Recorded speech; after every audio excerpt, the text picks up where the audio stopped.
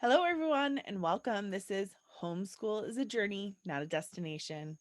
So, I'm very excited to have with me some veteran homeschoolers today. We're going to talk all about managing expectations, setting goals, and maintaining your sanity for a long term. So, if you're new to homeschooling or you've been doing it for a few years, I think the advice we're going to get today is going to be just great. I'm going to introduce them and then let them give you a little bit of their background. Judy, welcome. Thanks, Steph. It's good to be here, and I'm not sure about the sanity part, but we'll try.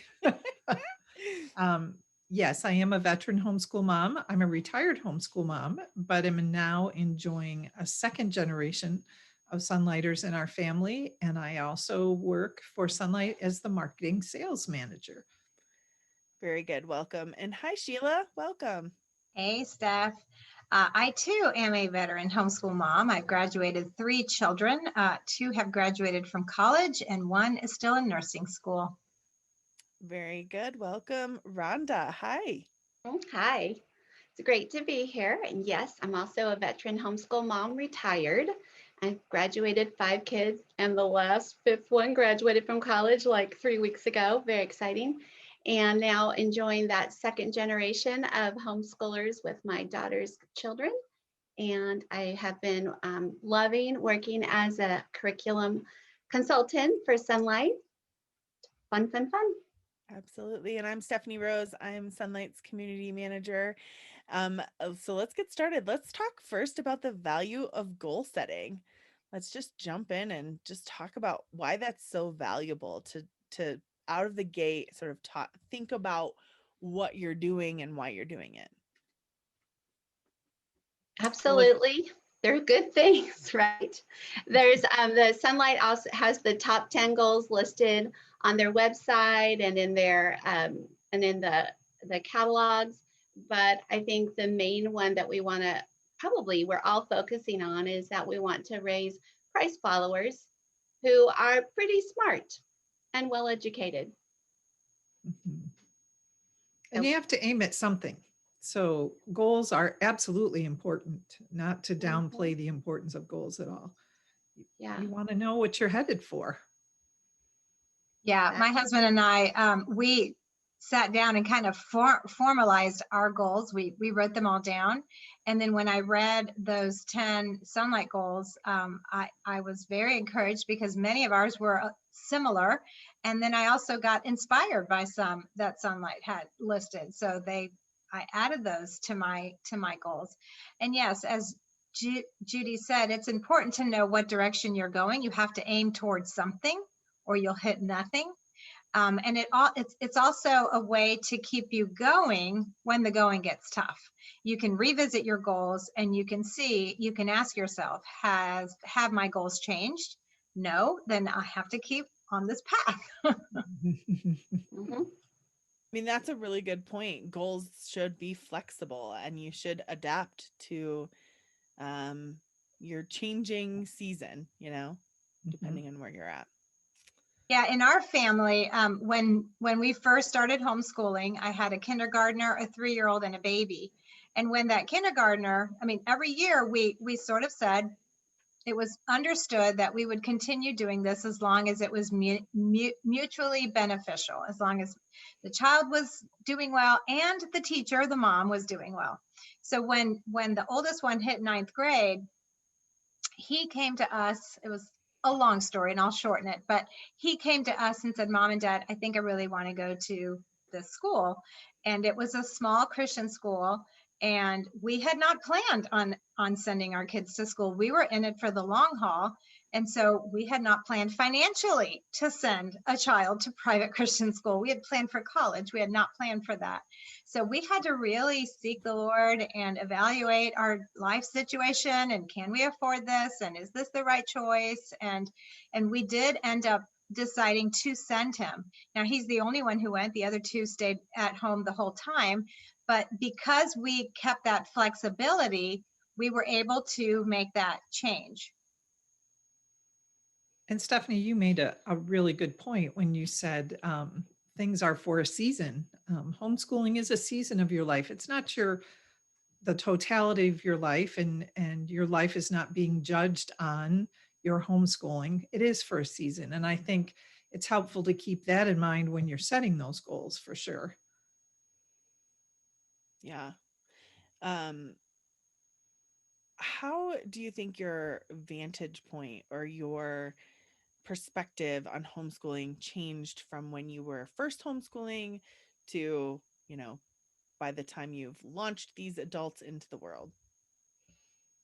I I think it kind of to tail on to the end of what Sheila was talking about, that you're looking at the goals every year and you're reevaluating. But notice what she said. She talked about, she was looking at her children and understanding her children and understanding her family and what was best for them. And I think that's one of the things that probably I've really learned to let go of, is the shoulds of looking perhaps at another family and thinking, well, why aren't I doing it that way? Or maybe they're doing it more perfectly, or maybe whatever your shoulds are that you feel guilty about. And I think it's so important to be almost students of your family function and each child, and then to understand and continue going forward with that knowledge and that security of, and talking to the Lord about it, obviously, also big part, but being secure in that. And so just freeing yourself, I guess that's what I would say to my younger self, is freeing myself of those shoulds and comparison to other homeschool families who look like they have it all together, or look like they do perfect little things. And maybe for them, that's a great way, but that's not the function of your family. So I think having the freedom to learn to, I called it like, we have our family song, our family rhythm, our family beat of a drum. And that's what we nourish, that's what we feed. Yeah, I think I struggled with self-doubt a lot at the beginning. Am I doing the right thing? Am I doing enough? That was one of my fears, was that I wasn't going to do enough. And I know myself, I was afraid that the pendulum would swing the other way. And in fear of not doing enough, we would do too much. So I was actually really grateful. And this is not a plug for Sunlight, but I was really grateful when I found Sunlight, because I felt like, okay, I have a framework. Like this is something that I can work from, and I know that when I'm done with the assignments for the day, I can be done. I don't have to feel like, oh, I could squeeze in an art lesson, or I can, do a little bit more, because I tend to cram it into my life. I'm very busy. I like to do a lot. And I was afraid that I would like drive my kids too hard and burn them out and burn myself out as well. So the comparison trap can really, really trap you, because when you're talking to other moms, and it is good to talk to other moms, you need to have community, you need to have support. When you're stuck and your child doesn't want to do XYZ, it's great to have someone that you can talk to and say, my child doesn't want to do XYZ. What did you do when you encountered that? And so it is great to get ideas and support, but then there's that fine, fine line of getting ideas and support and then second guessing everything you're doing. And, oh, maybe I should be doing that handwriting program. Maybe I should be doing this math over here. And I've seen so many people in working in the Sunlight booth, I've seen so many people jump from different thing to different thing every year, because they keep looking, that grass is always greener on the other side, and they keep comparing themselves, what they're doing, to what their neighbor is doing, or to what the other curriculum is doing and what they've set out. And so I'm so grateful that I stayed put, like, it's like buying stock. You don't sell when it's bad. You stay put and you ride it out. And so that is one thing that I would say. Find something that you are happy with, that works for you, and then put those blinders on. Quit looking around. If it doesn't work, if it's broken, sure, you got to fix it. But if it's working, do not. Just don't. Right. And sometimes, amen to that completely, because I see a lot of like hopping of like hopping from curriculum to curriculum.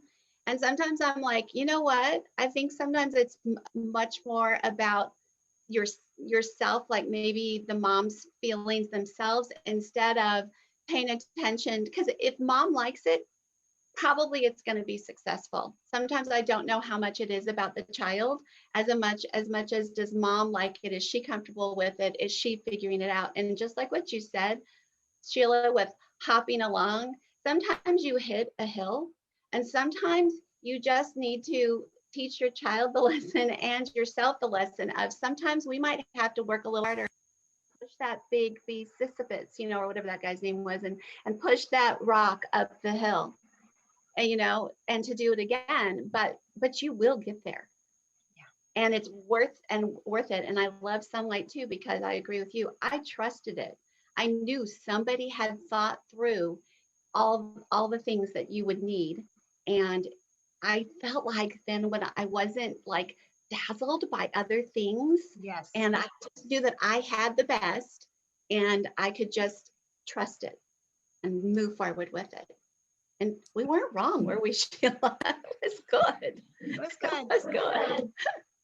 And I found I needed to actually take off the blinders because I set those goals. I'm great at setting goals. My problem is I get so focused on that goal that I miss the journey of getting there. A writer that I enjoy reading is Joanna Gaines, and I read an article by her recently, and she said, it seems like we've learned to glorify the outcome of something far more than the defining moments that got us there. And that's me in a nutshell. I would be so focused on that goal that I was not enjoying the journey at all.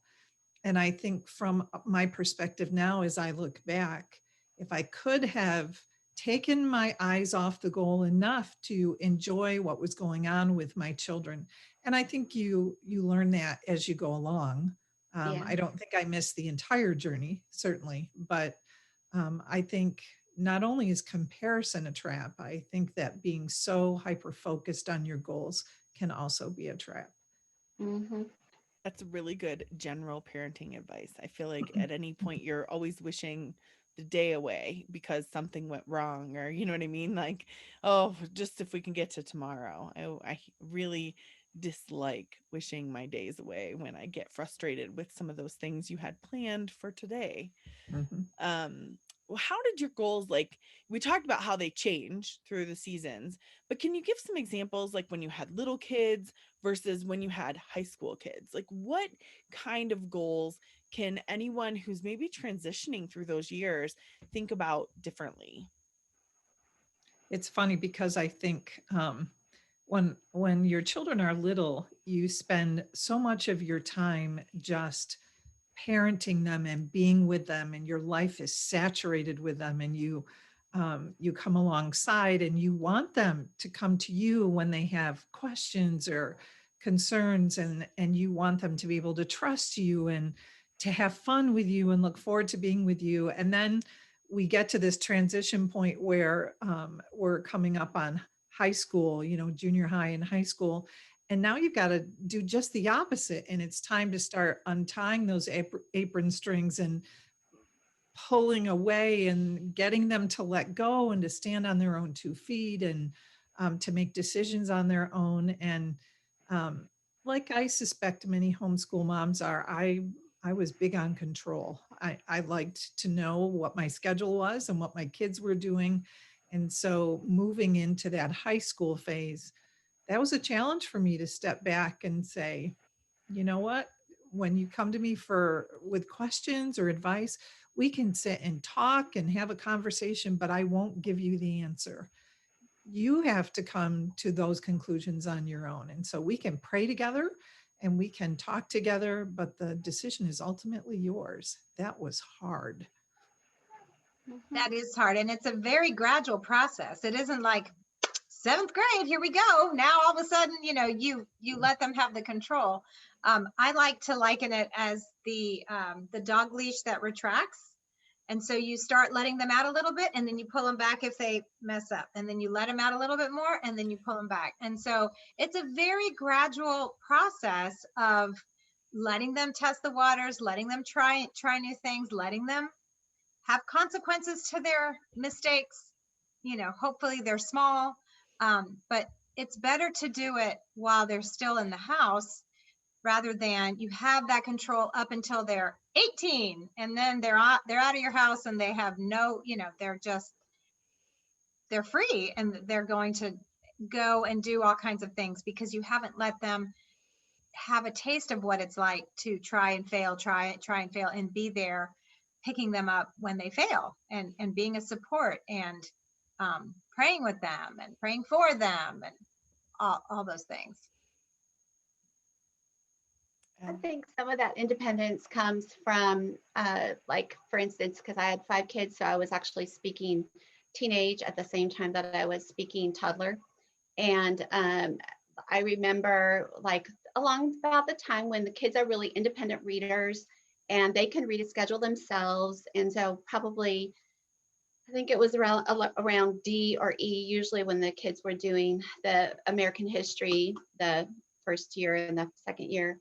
I would really give them a lot more control of the schedule themselves and make them responsible to look and see what it was that they were supposed to read to themselves today, and then talk about it, and then just talk to them about, did you get that done? And then also allowing them to be part of the person who actually helped their younger sibling along. And it wasn't that I was being lazy or trying to not spend time with the kids. I was right there.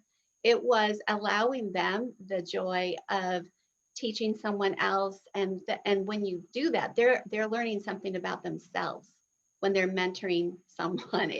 It's a weird thing. Teaching someone, I think, teaches independence for yourself and responsibility, and helps you start understanding what's important and why you're doing the things that you're doing. And maybe that's part of the independence process, is allowing the child to understand why they're doing what they're doing.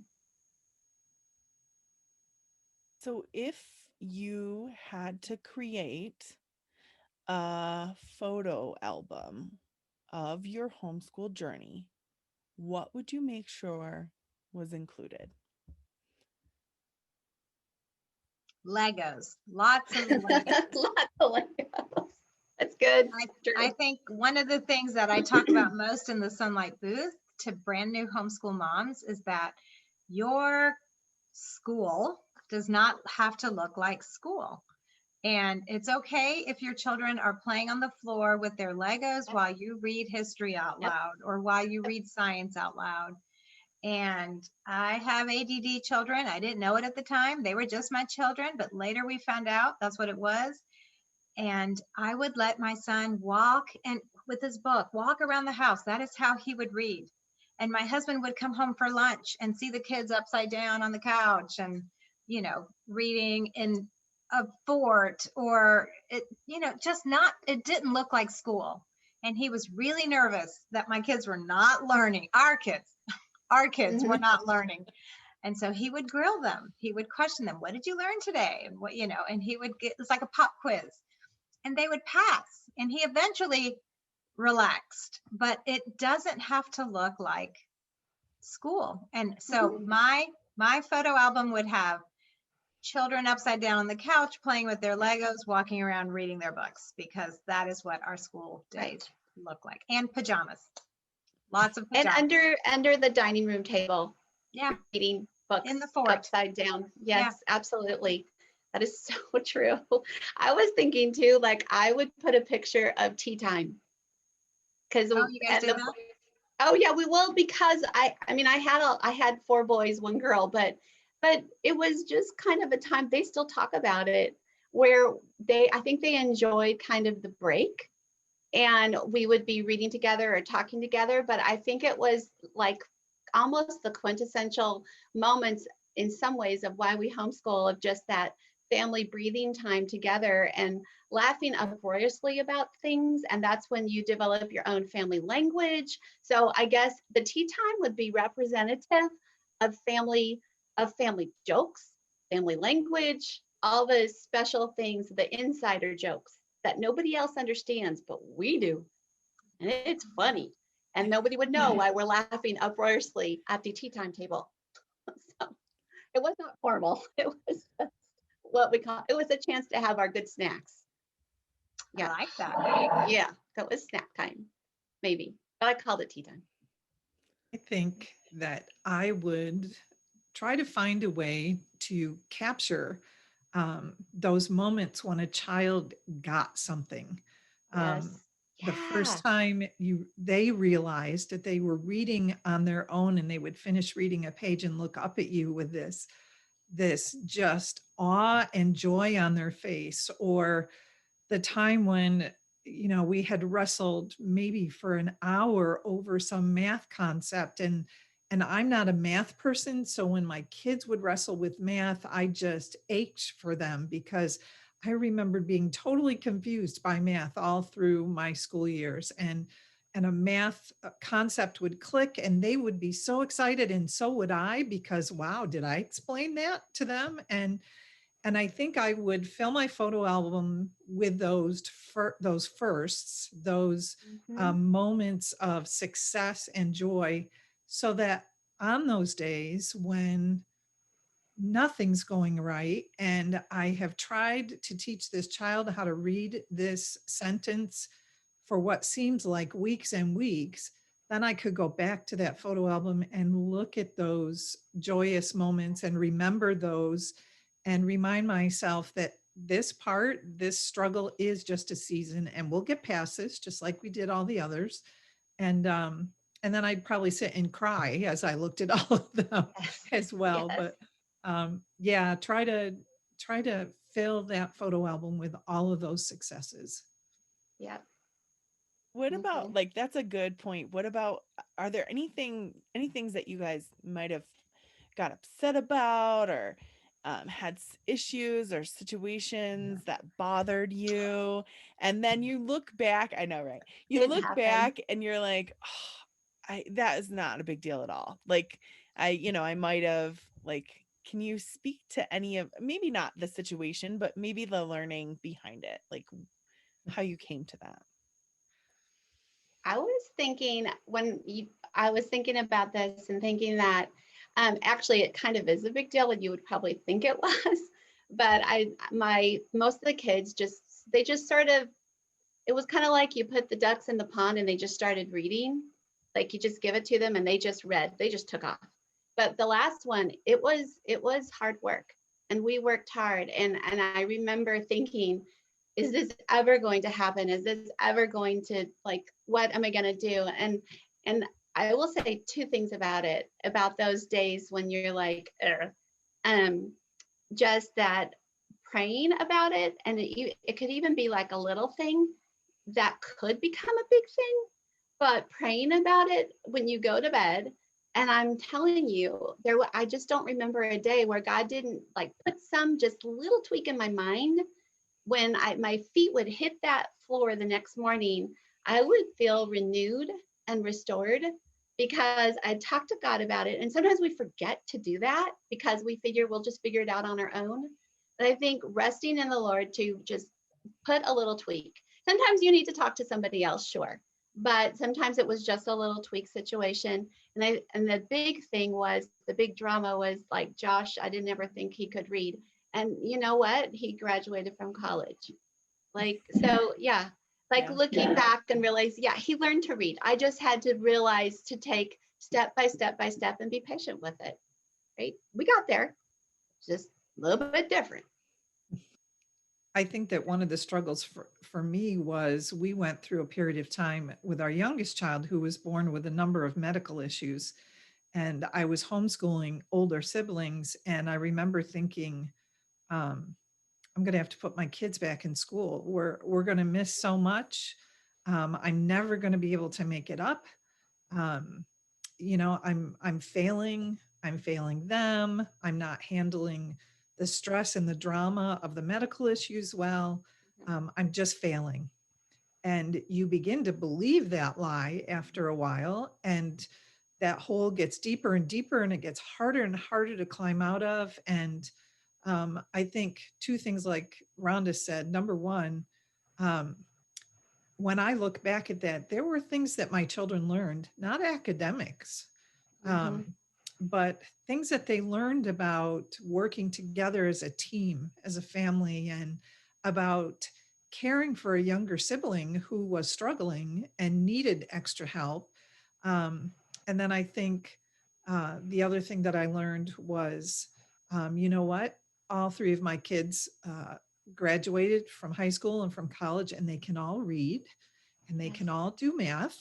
And you know, they manage pretty well as contributing members to society. But more importantly, they're compassionate towards one another and towards people who maybe are struggling. And so a lot of times those areas where you feel like you fail are really opportunities to learn that couldn't have happened any other way. Yeah, that's really good. We struggled with learning to read. Two of my three children are dyslexic, and I talk to people in the Sunlight booth a lot who, when they find out that Sunlight is a literature-based curriculum, say, "Oh, we can't really do books because my kids are dyslexic." And I'm like, no, let me tell you why Sunlight works with a dyslexic child, because it worked for us, and this is how it worked. And I think there were not the resources that there are today then. But one thing that we did do, thankfully, we had a neighbor whose kids were a little bit older, and she had been down that road before. So she was able to give me a lot of guidance, and we did several things that she had recommended. And it helped. It helped a lot. I still don't have those two kids still do not love to read, which hurts my heart a little bit because I love to read. But I took a screenshot just yesterday of my son who posted in a family Snapchat that he would rather read this book than do his job. And I had to record that. Like, I had to take a screenshot because I was like, this is the kid who never wanted to read. And look, he's reading Dune. It's like some big, thick book that all the kids are reading. So yes, is he ever going to be as avid a reader as me? Probably not, because he still has to work at it. It is still difficult. It is still hard, but we got through it.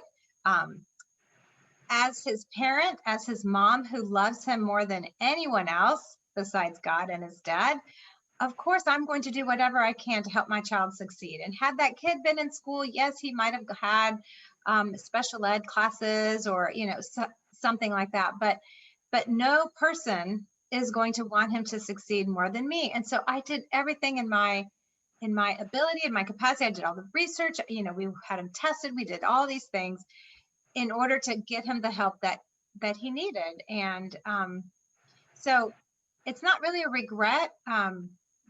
If I were starting today, I have different resources at my disposal that I had then. So yes, there are things I would do differently today, but not that I would have done differently then, because I didn't have those resources at the time. One thing that I do think that I would do differently, I'm a little bit like Judy. I'm a bit of a control freak, and I did not train my children well to help around the house. I'd like to do things my way, and I did not have the patience to let them learn and be messy, like be beginners in that process. And so I would just do it. I would be like, okay, the school day's done. You guys go play. I will cook dinner, do the laundry, clean the house, whatever. So that is a regret of mine, that if I could go back and do it over, I would be more patient with myself and with them, and I would do a better job of that, because yes, they know how to do that stuff now, but I have two adult children living at home, and I still have to tell them to put the dishes in the dishwasher because I didn't train them when they were little. And so that's my own fault. So there's my advice to you. I'm about dying, Sheila, because probably unlike Judy and Sheila, I'm really not a control freak. So, but my MO is, well, if we do it together, it'll be fun. Let's go. So to this day, the kids mock me with, because I would always be, this was our cleaning method, and it worked. And my kids actually do load dishwashers and do the things, but it was like, let's go room to room and we'll do it together. All right. It's going to be so fun because it's a family event and we're just going to go room to room. So to this day, the boys come home, they're like, yeah, Mom, let's work room to room or whatever it is. It's part of your language. It's part of your family language. It's part of our family that, like, yeah, we get chores done, but together. It's Yeah. a It's party. fun. It's fun. I always say I need 30. I need 30 minutes. I need 30 minutes of your time. I think the fun thing is a great marketing ploy though. Maybe I'll stick fun in there. It'll be fun. We'll do it together. 30 minutes, all we need. Yeah.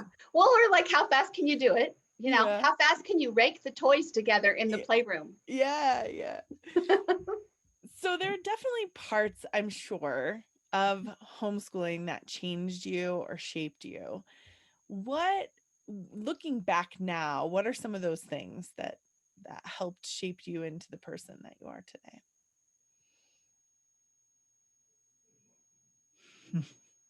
Mhm. That's a hard question. It really Wow. is. Partly because you hate to admit to the fact that you needed to change, because certainly, we had it all together when we were homeschooling. Um, but I think what Sheila referred to, the whole control issue, um, I think that's what God used to change me. Very often, I say to new homeschooling moms, realize that I can help you put together a schedule for this year, but next year it will be different. And the Mhm. year after that, it will be different again. And it will be different every year that you homeschool. And sometimes it changes in the middle of the year, because life Yeah. happens. Um, you know, Elderly family members come to live with you, or children develop medical issues, or just even day-to-day things. The car has to go into the garage, or somebody needs to go to the dentist, or whatever. And I think every time I would get into a groove and I would think, wow, phew, we finally done it. I've mastered this. It's working.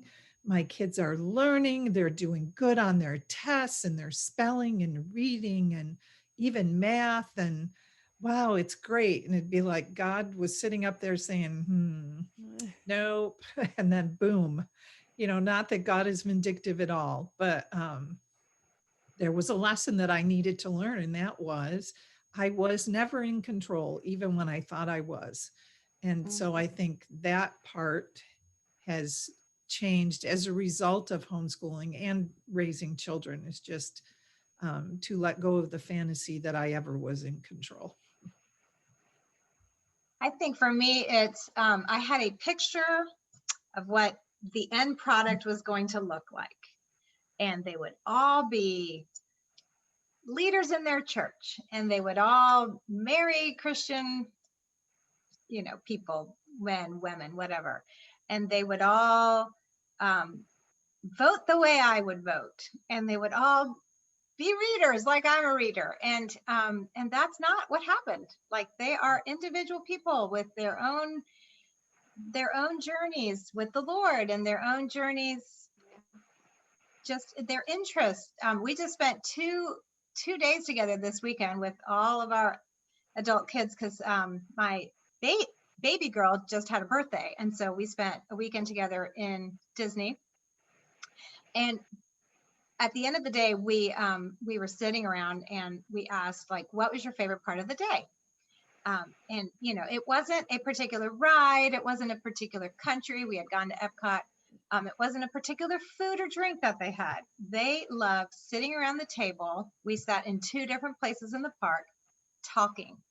And it was, so that piece is my takeaway. Like, I enjoy being with my children. They are adults now, and they're like really cool people, but that's not the way that wasn't the picture. Like, I was expecting them to be different. I was expecting my outcome to be different. And it's not. And so it's just being okay with the way that God writes your story.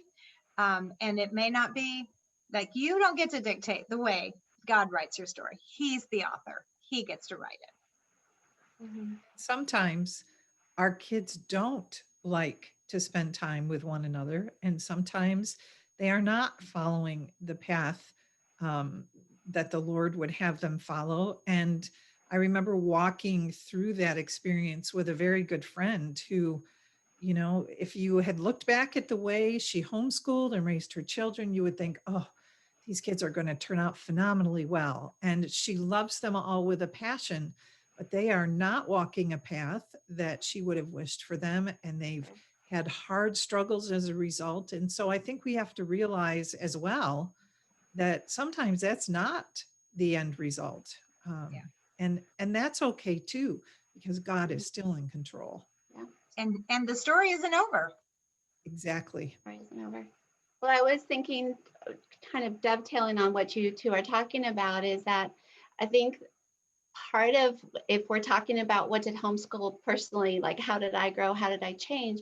And I think part of it is like what you two are saying, is an expansive view of how things turn out, and an expansive view of that those things are okay, and that God is still behind the scenes working, and that because of the way it looks right now, to trust him, that he's not done, the story's not over, like what you're saying, and that being okay with that.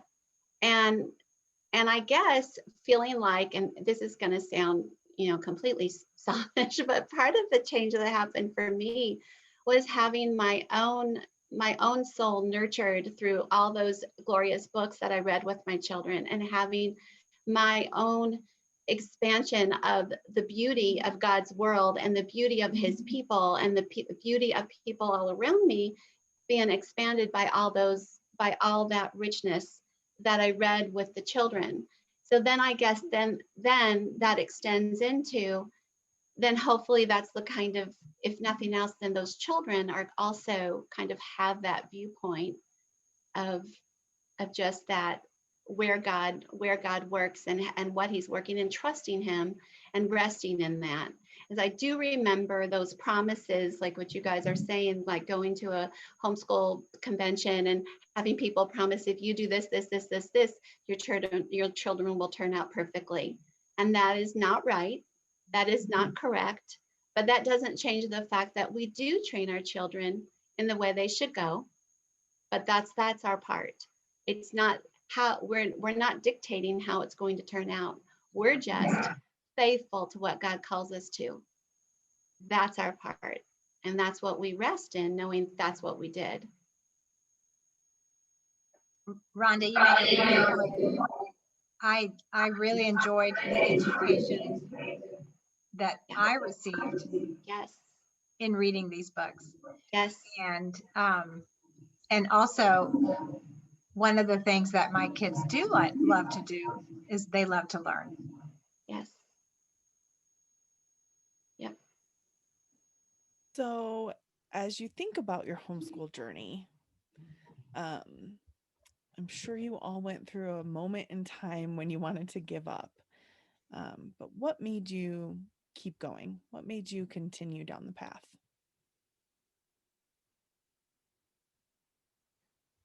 Well, God brought me kicking and screaming into the homeschool journey. So then I was without a doubt knowing that God called me to homeschool. And I knew that walking within his will was that I was in Southern California when I started homeschooling, and kind of struggled with, I don't know if I really wanted, I was a public school teacher. I tried to put my kids in private school. That was an awful year, probably the worst year of my life. It was terrible. And then it was my mother who was like, you need to homeschool. And I did, but just knowing, I think that's it. Just knowing that when wanting to give up, realizing and looking back, two things, knowing that God called me to. So he says, okay, fine, Rhonda, you're going to homeschool, and I'm going to set you down in like homeschool hog heaven where it's well developed. So he moves me to Texas within like 8 months of telling me to homeschool, right? And puts me in contact with my dear friends today who I do a homeschool Sunlight co-op with. Like, God just did that. So there's that. There's that. Like, God was pretty clear. And then the second piece would be, looking back, and it's kind of like instead of just seeing those little chunks that keep coming, look back and see that big picture and going, man, here's where we were and here's where we've come. This is what I see. And that's encouraging. And that's really just biblical. It's God asking us to remember what he's done for us. He did that with the Israelites. He does that with us. You can do it in your homeschool journey. Go back and look like, wow, here's where we were, but this is what's happened, and this is what's happened, and this is what happened, and this is how we've grown, and this is how we've enriched, and this is how we've, in some ways come to know him better, or whatever the struggles are. I think those are my two things. Knowing that without a doubt God called me to it. So if he called me to it, he's going to support me in it. And number two, being encouraged by looking back and seeing where we've been with God in the journey. So those are my thoughts. Final thoughts? Anyone? What other final thoughts do you have? Encouragement, someone who maybe is just getting started, early in the path, early in the journey, what words of encouragement do you have? Find some community. Yes. Absolutely. Yes. Find either people who are already ahead of you on the path. So someone that has walked the part of the path that you're on now, pick their brain and ask them, talk to me about what this was like, but find some community for yourself.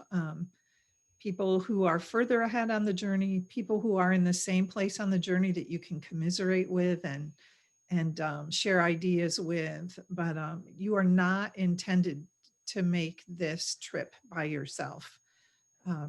God wired us, created us to be relational. You need other people, and they need you, what you have to offer, and the unique person that you are. You are designed to encourage other people. So yeah, find some community for yourself. And I would say, enjoy it. Like if God has called you to this, then focus on the positive, put the negative aside. It's hard to forget. You can't just say, "Oh, I'm not going to remember," but you can only look in one direction. So focus on the positive side. And when you're focusing on the positive, then you can't see the negative as much. If you're going to dwell on the negative, then you're going to see negative. Like your body is, your eyes are going to pick out those little things.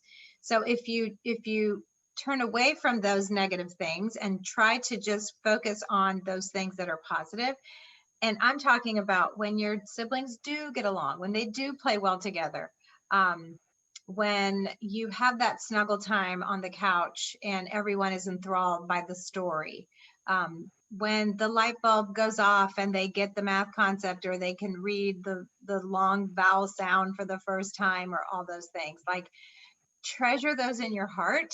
And then when things are rough, you have a bank that you can draw from to remember and focus on those things. Gratitude produces joy. So when you can look for things to be grateful for, then you will have joy in the journey and it won't be a slog. Nice little bow. Mhm. Well, I think that is a perfect way to end it. I hope that you've all enjoyed, and thank you so much for joining me.